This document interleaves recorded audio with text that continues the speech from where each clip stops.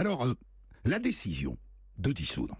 Moi, j'ai résumé la raison à ce tour de vis indispensable pour entrer dans les fourches codines de Maastricht. Et donc, je dissous et je fais ensuite les mesures impopulaires. Est-ce que j'ai tout dit sur les raisons de cette dissolution, Jean-Michel? Oui, c'était essentiellement ça. Oui, je pense que il y avait une note qui circulait à Bercy et qui disait le budget 98 est impossible à construire. Il faut faire de la rigueur et donc assez logiquement au fond.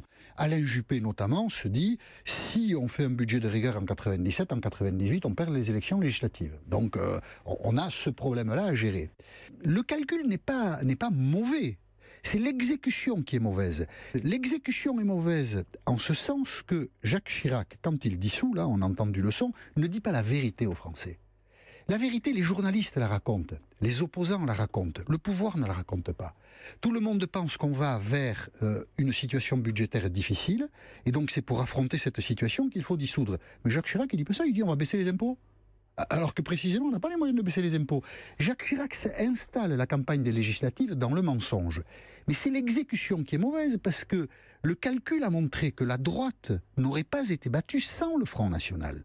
C'est une élection, l'élection législative de 1997, qui est très atypique, parce que le Front National se maintient, c'est un record, donc dans 70 circonscriptions, et il y a à peu près 40 à 45 députés socialistes, j'ai oublié le chiffre exact, qui passent en triangulaire. Ça ne s'est jamais reproduit.